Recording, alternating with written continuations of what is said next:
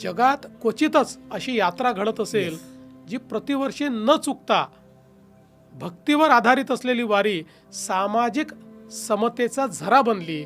वारीला जातीत थारा नाही, वर्ण अभिमान विसरली याती, काही विचारात घेतले जात नाही. एकमेका भेटतात, गुलाल बुक्का लावलेले यात्रिक सर्वजण एकत्र, एकच गजर, पावले पडतात एकत्र, भक्ती आणि विठ्ठल. संत ज्ञानेश्वरांनी दिली ज्ञानेश्वरी जी. गीतेचं मराठीत भाष्य अवघ्या किशोर वयात लिहिलं. पसायदान ही जागतिक संस्कृतीतील सर्वोत्तम प्रार्थना.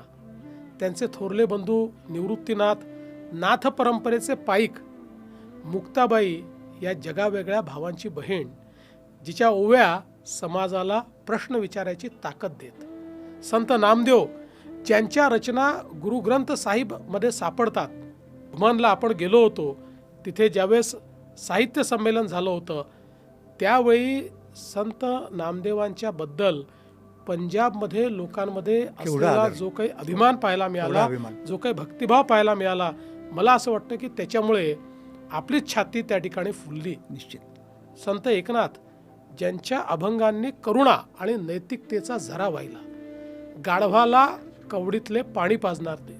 संत चोखामेळा मंदिरात प्रवेश नाही मिळाला, पण कडवटपणा न बाळगता विठ्ठल भक्ती करणारे संत आज त्यांची समाधी पंढरपूरच्या दारात आहे. सोयराबाई त्यांच्या पत्नी ज्या जातीविरोधी ओव्या रचायच्या, हे संत केवळ उपदेशक नव्हते, ते भक्तीचे लोकशाहीकरण करणारे, शस्त्र हाती न घेणारे योद्धे होते.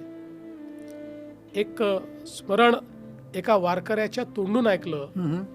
एकदा एक वारकरी सांगत होता, माझ्या आजोबांनी सांगितलं होतं, रामप्रभू एकदा पंचवटीमध्ये एका झाडाखाली थांबले होते. सीतेसाठी फुलं तोडायला हात वर केला तर झाडांनी स्वतःहून फुलं झाडून दिली. ही गोष्ट कल्पनेतून नाही आली, ती स्मरणातून आली.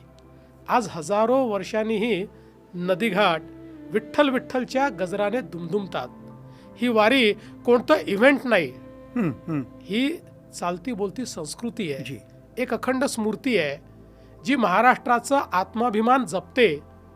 हजारो वर्षापूर्वी परकीय आक्रमणाला न जुमानता, जिझिया कराचा जाच न बाळगता पावले विठुरायाकडे जात वारी ना इस्लामी राजवटीत थांबली न इंग्रजी आक्रमणात. अगदी मोरे सर, वारी परंपरेचे आपण देखील एक प्रतीक आहात. कारण तुकाराम महाराज ज्यांना आपण जगद्गुरू म्हणतो, त्यांच्या परंपरेतून आणि परिवारातून तुम्ही येता. आणि आपण असं मानतो की आमच्या वारीच्या परंपरेत संतांच्या मांदियाळीमध्ये तुकाराम महाराजांनी कळसाचं काम केलेलं आहे.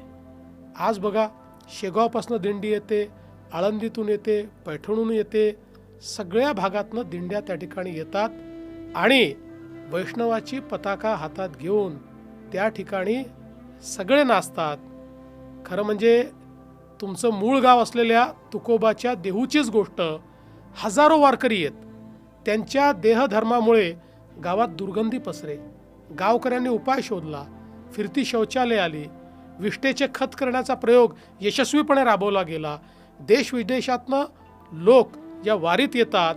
यावर्षी तर आर्टिफिशियल इंटेलिजन्स म्हणजे AIचा उपयोग देखील या ठिकाणी होतो आहे आणि AI वाले वेगळी वारी काढतायत.